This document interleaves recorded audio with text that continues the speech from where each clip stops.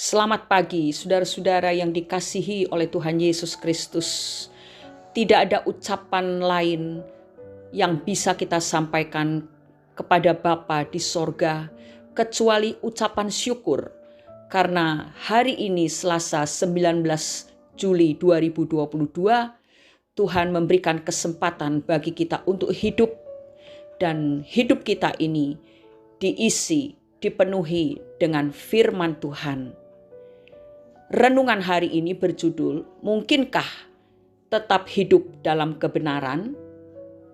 Bacaan firman Tuhan diambil dari kitab Nabi Daniel, pasal 2 ayat 16 sampai 23. Yang akan kita baca sekarang adalah Daniel pasal 1 ayat yang ke-8 dan 9. Demikian bunyinya.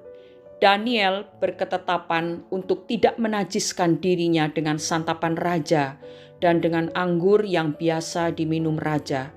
Dimintanyalah kepada pemimpin pegawai istana itu supaya ia tak usah menajiskan dirinya. Maka Allah mengaruniakan kepada Daniel kasih dan sayang dari pemimpin pegawai istana itu.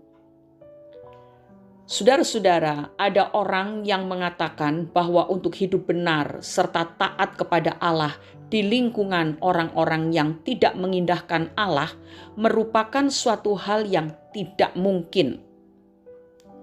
Sesungguhnya, sekalipun hal itu sangat sulit, tetapi bukan berarti hal itu tidak mungkin. Daniel adalah salah satu contoh orang yang telah menunjukkan ketaatannya kepada Allah sekalipun nyawa menjadi taruhannya. Tentu kita masih ingat bagaimana Daniel, si pemuda Yahudi, dengan ketiga temannya yang dibawa ke Babel pada waktu pembuangan. Sepanjang hidupnya di sana, Daniel memilih untuk tetap setia kepada Allah. Ternyata Daniel tetap dapat setia kepada Allah sekalipun hidup di tengah-tengah lingkungan orang yang tidak mengenal Allah. Dwight Hill merangkumkan kehidupan Daniel dalam satu kalimat yang indah. Daniel memang hidup di Babel, tetapi Babel tidak hidup di hatinya. Berikut ini adalah 4 hal yang ada dalam diri Daniel yang membuatnya dapat tetap setia kepada Allah. Di ayat yang kita baca di awal, Daniel pasal 1 ayat 8, di sana kita mendapati bahwa Daniel memiliki ketetapan hati untuk tidak makan makanan dari meja raja. Daniel tahu bahwa makanan raja sekalipun enak-enak telah dipersembahkan kepada dewa-dewa, dan Daniel tidak mau mencemarkan dirinya dengan makanan tersebut. Nah, bagaimana dengan kita ketika kita berada di lingkungan seperti di tempat kerja atau di tempat-tempat lain di mana situasinya tidak mendukung untuk kita tetap taat kepada Allah? Apakah kita memilih untuk berkompromi atau kita memiliki ketetapan hati untuk tidak membiarkan hal-hal duniawi mencemari hidup kita? Selanjutnya dalam Daniel pasal 2 ayat 16, di situ kita membaca betapa keyakinan atau imannya kepada Allah begitu kuat dan pasti. Dalam keadaan yang sulit, di mana jiwa mereka berempat juga terancam, Daniel memilih untuk tetap mempercayai Allah dan beriman kepadanya bahwa Allah akan membelanya. Salah satu contoh keyakinannya yang besar kepada Allah adalah keberaniannya menghadap raja dan meminta waktu untuk bisa memberitahukan serta menafsirkan mimpi raja, padahal Allah belum memberi jaminan kepadanya bahwa ia akan menyingkapkan mimpi dan arti mimpi raja tersebut kepada Daniel. Apakah kita juga percaya kepada Allah sehingga kita berani mengambil langkah iman? Saudara-saudara, selanjutnya di dalam Daniel pasal 2 ayat 17 sampai 18, di sana kita menemukan bagaimana Daniel sangat bergantung kepada Allah. Daniel tidak lari dan mencari pembelaan dari manusia ketika Raja Nebukadnezar begitu marah dan mengancam akan membunuh semua orang-orang bijak di negerinya. Oleh karena tidak ada seorang pun dari antara orang-orang Kasdim itu yang bisa memberitahu mimpinya apa beserta dengan artinya.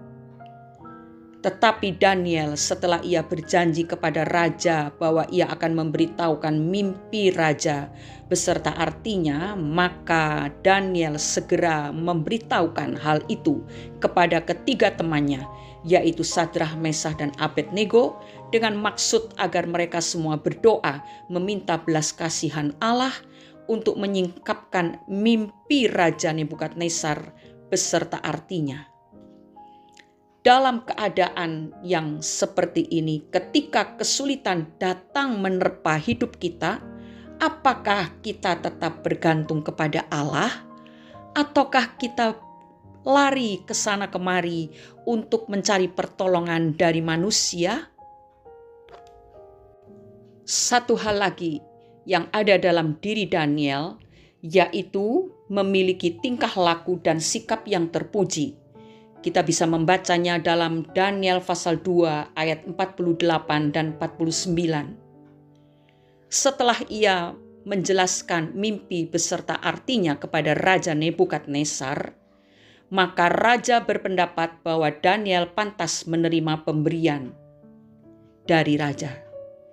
Tetapi kita melihat sikapnya yang sopan dan tidak serakah. Ketika raja memberitahukan hadiah yang akan diterimanya, Daniel menjawab agar pemberian itu diberikan kepada orang lain saja. Saudara-saudara, kita memang hidup di dunia, tetapi jangan biarkan dunia dengan segala kebiasaannya hidup di dalam kita. Pagi ini kita mendapatkan kesempatan untuk mengoreksi kedalaman hati kita, saudara.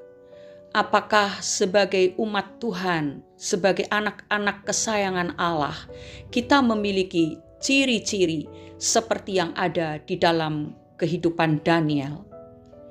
Kita harus memiliki ketetapan hati, keyakinan atau iman kepada Allah, memiliki ketergantungan kepada Allah, dan memiliki sikap dan tingkah laku yang terpuji, agar kita menjadi orang-orang yang kuat dan tetap setia hidup dalam kebenaran di tengah-tengah dunia yang sudah rusak oleh dosa ini.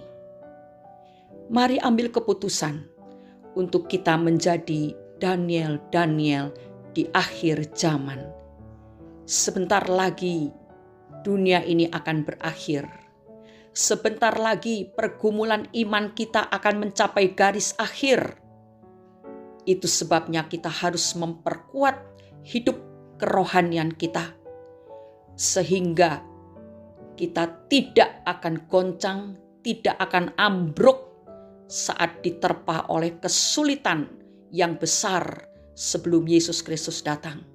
Tetapi kita menjadi orang-orang pilihan Allah yang akan diangkat dalam kemuliaan ketika sangkakala Allah itu berbunyi. Mari kita berdoa. Bapa di surga, kembali pagi hari ini kami mengucap syukur karena kesempatan-kesempatan yang Engkau berikan bagi kami sungguh-sungguh dapat mendidik kami sehingga kami hidup di dalam kebenaran seutuhnya. Bapa, kuatkanlah iman kami karena kami ingin menjadi orang-orang setia dan taat kepada Tuhan walaupun orang-orang di sekeliling kami tidak mendukung kami. Kami mau tetap berpendirian untuk menjaga hidup kami sesuai dengan keinginan Tuhan, yaitu hidup di dalam kekudusan. Terima kasih Bapa, kami yakin Roh Kudus tidak pernah meninggalkan kami, selalu menyertai dan memberikan kemampuan bagi kami untuk menolak segala sesuatu yang dari dunia, dari kedagingan hawa nafsu manusia, tetapi selalu mengatakan ya terhadap perintah-perintah Tuhan. Di dalam nama Tuhan Yesus Kristus kami sudah berdoa dan mengucap syukur. Amin. Kita memang hidup dalam dunia ini, tetapi jangan biarkan dunia hidup di dalam kita. Selamat beraktivitas, berkarya, dan apa saja yang kita kerjakan hari ini, biarlah hati kita tetap takut akan Tuhan, menjaga hati kita untuk tidak dicemari oleh apapun yang dari dunia ini. Tuhan Yesus memberkati setiap pribadi kita dan Ia sangat mengasihi kita semua. Amin.